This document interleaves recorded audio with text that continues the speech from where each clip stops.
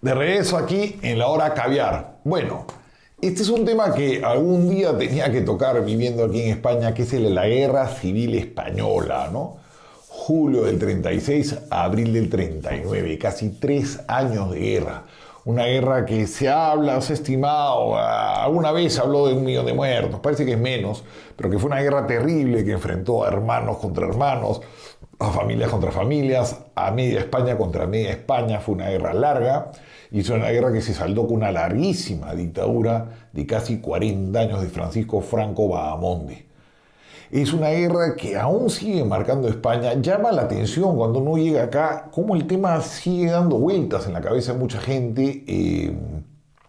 Zapatero, el expresidente de gobierno Zapatero, la revivió mucho con la ley de la memoria histórica, ¿no? Un poco como los caviares en Lima.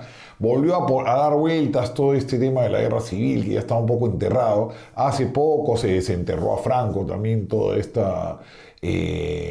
show que hizo el gobierno con el desentierro de Franco, que la verdad es que estaba olvidado ahí en el Valle de los Caídos. Y es un tema que sigue marcando. Usted ve en películas españolas, todavía están con el tema de la guerra civil. Tengo amigos que me dicen, mira, ya no voy al cine. Si hay una película que es el tema de la guerra civil, no la voy a ver. Porque es una cuestión que da como que la izquierda la quedó mucho adentro, haber sido vencida, haber sido tan duramente reprimida, haber perdido tanta gente y que Franco se haya muerto en su cama tranquilamente. Entonces hay como un tema histórico ahí metido en el corazón de muchos españoles. Y la guerra civil sigue marcando mucho a este país. Uno va a Portugal y nadie te habla, pues nadie te está hablando de Oliveira Salazar o Mussolini en Italia, pero aquí la figura de Franco todavía sigue dando vueltas. El sustrato de la guerra civil todavía sigue dando vueltas. Todavía hay generaciones que no han terminado de exorcizar esa guerra tan fuerte que tuvo este país, tan violenta, tan sanguinaria, ¿no? Con tantos actos de barbarie de ambos lados. Entonces les voy a pasar a continuación un video en plan muy ligero que explica esta compleja guerra civil de principio a final, ¿no? Un poco para que tengan una foto de un país que se había polarizado mucho, que estaba bajo el mando de la izquierda del Frente Popular y en donde asesinan, pues, que ya fue la chispa, el asesinato del diputado Calvo Sotelo, un diputado de derechas que hace asesinado, y eso ya termina de enervar un ambiente que se venía de atentados políticos, de crímenes, de movimientos, etcétera, y se viaja de la Gran Canaria hacia el norte de África y ahí levanta la tropa Franco. El golpe al comienzo no tiene éxito, el golpe es contenido y queda un pedazo de España en manos de Franco y el otro pedazo en manos de los republicanos, ¿no? Y en ese momento Franco recibe la ayuda decisiva de Hitler y de Mussolini, le dan barcos para transportar sus tropas, le dan dinero, le dan armamento y empieza una guerra larga, mientras que Inglaterra y Francia declaran su neutralidad, no le venden armas al bando republicano, que se radicaliza y empieza a recibir armas de Moscú. Entonces ya es un tema entre los fascistas y los comunistas, un poco la guerra civil, después de un trecho, ¿no? Y acaba con la victoria del grupo falangista, el grupo franquista, ¿no? Y tenemos esta dictadura muy larga que acaba recién con la muerte de Franco en noviembre del 75. Entonces les paso este video un poco para que se empapen, recuerden, vean cómo fue la guerra civil española, sus protagonistas, qué sucedió, una cosa ligera, rápida, para que entiendan un poco este conflicto que está tan presente en el mundo español hoy en día. Lo dejo. La Guerra Civil Española estalla cuando el ejército de África se subleva contra el gobierno del Frente Popular el 17 de julio de 1936, poniéndose a las órdenes del general Franco. El día 18, varias guarniciones de la península se suman a la sublevación. El general Franco, que se hallaba en Las Palmas en aquellos momentos, fue despertado a las 4 de la madrugada. Le comunicaron que se habían sublevado con éxito las guarniciones de Ceuta, Melilla y Tetuán. Por la mañana, ya del día 18, Franco embarca a su mujer y a su hija en un transatlántico con destino a Francia, y él a las 2 de la tarde sube al Dragón Rapid, un avión que le llevará a la zona española del Protectorado de Marruecos.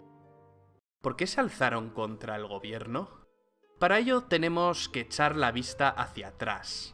En el año 1923, Miguel Primo de Rivera, con apoyo del rey Alfonso XIII, había instaurado una dictadura militar. En 1930, agotada la dictadura, dimite. El país llevaba muchos años de atraso social y económico con respecto a otros países de su entorno. En 1931 se convocan elecciones municipales.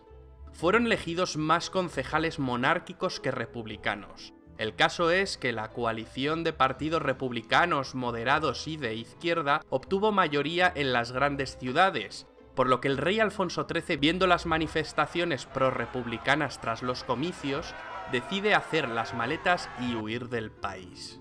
En Madrid, el Comité Revolucionario proclama la República, lo que se conocerá como Segunda República, ya que España había tenido otra fallida aventura republicana muchos años antes. La monarquía renunció a sí misma, por lo tanto, la Segunda República estaba perfectamente legitimada. Niceto Alcalá Zamora asume la presidencia del gobierno provisional, que tenía como misión elaborar una nueva constitución republicana con un corte fuertemente anticlerical. Niceto Alcalá Zamora, que era católico, propugnaba una secularización más moderada y se encontró con una fuerte oposición. Una ola anticlerical se desató en buena parte de España. Los disturbios empezaron en Madrid, y la algarada se propagó rápidamente, con violentas revueltas en otras ciudades. Muchos conventos y edificios religiosos ardieron. Se profanaron lugares de culto y cementerios. Hubo muchos heridos, incluso muertos. La Constitución se aprobó en diciembre y se iniciaron las primeras reformas. Alcalá Zamora ya había dimitido por no estar de acuerdo en el trato que la Constitución daba a la cuestión religiosa. Comenzaba la etapa de Manuel Azaña, que pretendía acelerar la modernización del país. Temiendo que Alcalá Zamora emprendiera una campaña revisionista y de desprestigio contra la República, los socialistas y los azañistas convinieron en ofrecerle la presidencia de la República, cargo que ocuparía durante años con gobiernos de distinto signo. A esta etapa hazañista de 2 años, del 31 al 33, se la conoció como el primer bienio o bienio reformista. En el 33 volvió a haber elecciones y esta vez ganó una coalición de derecha que acabó encabezando Alejandro Lerroux. Este segundo bienio es conocido como el bienio conservador. Fue un periodo de gran inestabilidad, con un intento fracasado de golpe de Estado, la Revolución de Octubre de 1934 en Asturias, que estuvo alentada por importantes dirigentes del PSOE como Largo Caballero e Indalecio Prieto. A río revuelto, Companys de paso proclamó el Estado catalán dentro de la República Federal Española, pero el líder catalán no consiguió sus objetivos y acabó en la cárcel. Mientras tanto, la revuelta en Asturias fue sofocada por el gobierno, que contó con un joven general para coordinar las operaciones. Se llamaba Francisco, de primer apellido Franco. La insurrección de Asturias reafirmó en la derecha y especialmente en los monárquicos la convicción de que si el Estado había conseguido sofocar la revuelta, no había sido por la eficacia de las instituciones republicanas, sino por la determinación de las Fuerzas Armadas de actuar rápida y contundentemente. La derecha perdió la fe en la legalidad, por lo que empezó a pensar en defender sus intereses por otros medios. La insurrección de la izquierda era un claro preludio de la guerra. Es por ello que hay algunos autores que sitúan el inicio de la guerra civil en el 34. En palabras de Indalecio Prieto, la revolución solo había servido para hacer más profundo el abismo político que dividía a España. La represión fue dura, se hicieron muchos prisioneros, hubo juicios y sentencias de muerte, aunque también por rebajar la tensión muchas penas fueron conmutadas. En la derecha creció un temor a que en un próximo intento acabara triunfando una revolución bolchevique. En febrero de 1936 se celebraron elecciones generales, las últimas de la Segunda República Española. Las izquierdas, para ganar, se unieron en lo que se llamó el Frente Popular, una coalición de socialistas, comunistas y anarquistas. La cosa estuvo muy empatada, pero la coalición Frente Populista acabó obteniendo la victoria, no exenta de sospechas de fraude. Las posiciones se habían radicalizado mucho. La izquierda no supo contenerse y los desórdenes se sucedieron de nuevo. Manifestaciones, huelgas, quemas de conventos e iglesias. Además, los políticos de izquierdas ya exigían sin ambages la dictadura del proletariado. El Partido Comunista Español, que años antes era insignificante, crecía como la espuma. Por otro lado, el hijo de Miguel Primo de Rivera, José Antonio, había creado un movimiento de inspiración fascista, la Falange. El fascismo triunfaba en Italia y en Alemania, y caló en España. La Falange, fusionada con las juntas de ofensiva nacional sindicalista, no habían tenido un buen resultado en los comicios del 36, y se había quedado sin representación. Sin embargo, ahora los jóvenes de derecha se empezaban a alistar en sus filas, y el partido crecía y crecía. El caos se apoderó de España, reyertas callejeras entre comunistas y falangistas. Cada día había muertes de uno y otro lado. El gobierno no supo poner orden. El moderado presidente de la República, Niceto Alcalá Zamora, fue destituido, y Manuel Azaña acabaría ocupando el cargo. Casares Quiroga aceptaría la presidencia del gobierno. El PSOE estaba cada vez más dividido. Para Indalecio Prieto era prioritaria la defensa de la República. Sin embargo, la facción más radical, representada por Largo Caballero, apodado el Lenin español, se inclinaba porque los obreros se apoderaran del poder político, al margen de la legalidad, para iniciar las transformaciones sociales. Largo Caballero abogaba por una revolución social que habría de conseguirse por la violencia. Mientras, un alzamiento militar contra el Frente Popular se estaba gestando en la sombra. 4 años antes ya había fracasado un pronunciamiento militar, la llamada Sanjurjada. Sin embargo, en 1936 la sublevación contaría con el general Mola como director, con Sanjurjo exiliado en Portugal otra vez al frente. Esta vez habrían de coordinarse mejor las cosas. Solo hacía falta un detonante. Y ese detonante llegó. El 12 de julio de 1936, unos falangistas mataron al teniente de la Guardia de Asalto Republicana, José del Castillo, militante socialista. El cuerpo policial buscaba venganza y trató de detener a algún falangista. Como no lo encontraron, fueron a buscar a Gil Robles, pero este se encontraba de veraneo en Biarritz. Fue entonces cuando pasaron por la calle Velázquez y alguien propuso ir a por José Calvo Sotelo, que vivía ahí. Le detuvieron de madrugada y le metieron en una camioneta. Ahí un escolta de Indalecio Prieto le disparó en la nuca. José Calvo Sotelo era una gran figura de la derecha, diputado y destacado líder de la oposición. Su asesinato causó gran conmoción y fue lo que hizo que Francisco Franco, hasta entonces indeciso, decidiera sumarse al golpe de estado dirigido por Mola. Y es aquí donde retomamos la historia. La rebelión militar estalló con éxito en Marruecos y al día siguiente alcanzó la península. De los 24 generales de división con mando en fuerza solo se sublevaron 4, pero los sublevados contaban con el ejército de África, que era el más experimentado. Los golpistas tenían planeado ocupar las ciudades más importantes en un par de días, como mucho, pero no fue así. La intervención de las fuerzas de seguridad, las tropas leales y los civiles armados por el gobierno frustraron parcialmente el golpe.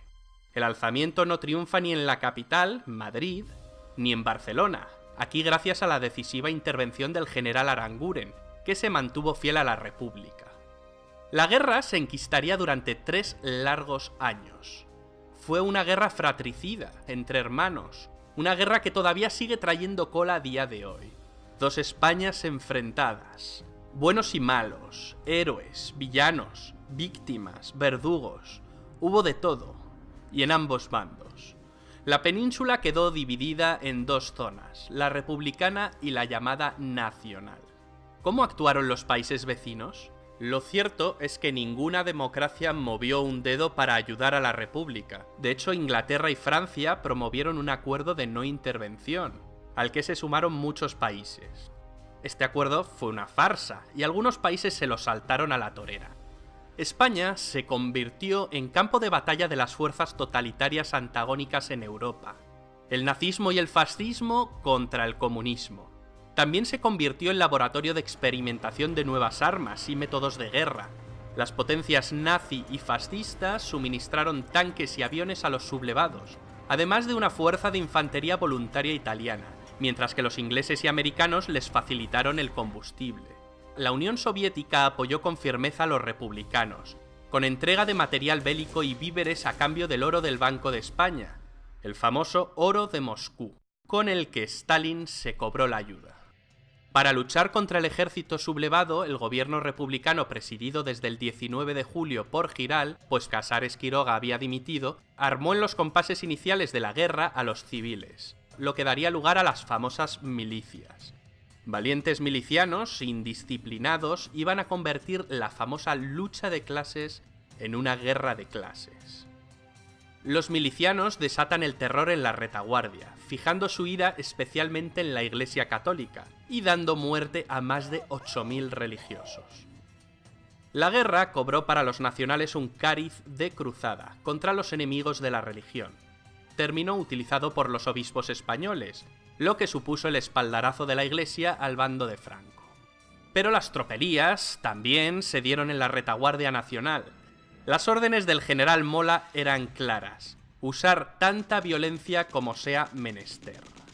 De pronto los que antes habían sido adversarios políticos se convierten en enemigos de la noche a la mañana. Es curioso porque en esta guerra el número de muertes en la retaguardia es semejante a las producidas en el frente. Muchas de estas muertes no eran más que venganzas personales. Tras la decisiva operación de cruce del estrecho por las tropas del ejército de África, y habiendo ya controlado gran parte de Andalucía y Extremadura, los generales del bando nacional vieron la necesidad de tener un mando único. A finales de septiembre del 36, una reunión de altos mandos de la facción sublevada decide nombrar a Franco como generalísimo de todos los ejércitos y jefe del nuevo estado erigido en la zona sublevada. Franco se resistió hasta el último momento a ser el elegido. Mientras, en Madrid, el gobierno de Giral se había derrumbado y el socialista radical Largo Caballero fue designado presidente del gobierno republicano. La escasa afluencia de voluntarios para empuñar las armas, unos 100.000 en cada zona, obliga a ambos bandos a abrir las cajas de recluta. En agosto los nacionales y en septiembre los republicanos. A partir de entonces se enfrentarán dos ejércitos engrosados por soldados de quintas, muchos de ellos totalmente ajenos a la lucha ideológica, que se dirime a tiros. Los combatientes luchan en el bando que ha triunfado en su pueblo, ciudad o provincia. La lealtad geográfica será la realmente mayoritaria. El gran objetivo de los sublevados es tomar la capital. La gran ofensiva de Madrid es planificada como un movimiento convergente de las tropas de Mola por el norte y las de Franco por el sur. Si cae Madrid, los nacionales tienen ganada la guerra. Pero los defensores de la República no se lo ponen fácil. Se inicia la batalla de Madrid. Los republicanos, además del material bélico soviético, cuentan con unas unidades militares compuestas por voluntarios extranjeros de más de 50 países, las llamadas Brigadas Internacionales. El gobierno republicano presidido por Largo Caballero tomó la precaución de abandonar Madrid e instalarse en Valencia. La primera fase termina en febrero y marzo de 1937, con las batallas de Jarama y de Guadalajara. En esta última son derrotados humillantemente los voluntarios italianos enviados por Mussolini, en la que es difundida propagandísticamente como la primera derrota del fascismo en el campo de batalla. Los años 37 y 38 constituyen el largo tramo central de la guerra, que partiendo de un equilibrio de fuerzas se va a ir resolviendo en favor de los sublevados. A principios de 1937 los nacionales avanzan y conquistan Málaga. El norte, Vizcaya, Santander, Asturias, era de gran interés estratégico al ser una región industrial. Franco, habiendo renunciado a la toma de Madrid, inicia la ofensiva del norte y acabará ocupando la cornisa cantábrica. Mundialmente conocido será el episodio en el que los bombarderos alemanes de la Alemania nazi, la conocida como la Legión Cóndor, atacaron la ciudad de Guernica. Pablo Picasso dedicó a Guernica un cuadro que se expuso en París, tratando de mostrar los horrores de la guerra e intentar atraer la simpatía del público hacia la causa republicana. En mayo de 1937, después de graves enfrentamientos armados en Barcelona entre anarquistas y comunistas, Largo Caballero dimite como jefe del gobierno. Las diferencias en el bando republicano se dirimen entre quienes quieren anteponer la revolución a la guerra, como son los anarquistas, y quienes buscan el triunfo militar por encima de todo, como los comunistas. El presidente de la República, Manuel Azaña, nombra a Juan Negrín presidente de gobierno. Negrín reforzó sus poderes e impulsó una nueva y gran ofensiva. Para aligerar la presión sobre el norte, en verano de 1937 abre los frentes de Brunete y Belchite. A finales del 37 el gobierno republicano se traslada de Valencia a Barcelona e inician la campaña de Teruel a fin de evitar el ataque definitivo de los franquistas sobre Madrid.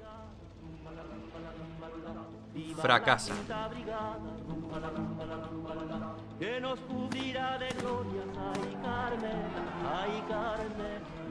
Tras la pérdida de Teruel por las tropas republicanas en febrero de 1938, los ejércitos de Franco lanzaron una ofensiva en Aragón que arrasó las defensas republicanas. Los nacionales penetran en Cataluña y toman Lérida, donde encuentran una fuerte resistencia republicana. En abril llegaron a las playas de Vinaroz, separando el territorio republicano que quedaba dividido en dos áreas principales, la de Cataluña y la de Madrid. La tercera fase de la guerra culmina con la descomposición política de la República, por sus propias divisiones internas.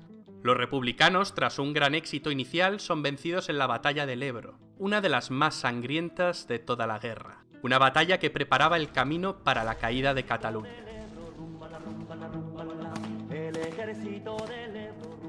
El gobierno de Negrín intentó resistir todo lo posible, a fin de vincular la guerra española a una más que probable guerra mundial. Con la presión que ejercía la aviación nacional y caída Tarragona, la resistencia republicana se hunde. El general Yagüe entra en Barcelona, entonces sede del gobierno, en enero de 1939 y sin apenas resistencia. Miles de republicanos, militares y civiles se exilian en Francia, entre ellos el poeta Antonio Machado, que viejo y enfermo fallecerá en Collioure el 22 de febrero. El 27 de febrero, el gobierno de Franco es reconocido por Francia e Inglaterra, lo que provoca la dimisión de Manuel Azaña como presidente de la República. El 28 de marzo fue ocupada Madrid. El 1 de abril de 1939, Franco firma el último parte de guerra. La terrible Guerra Civil Española había finalizado, dando paso a la larga dictadura de Francisco Franco, que duraría hasta el año 1975.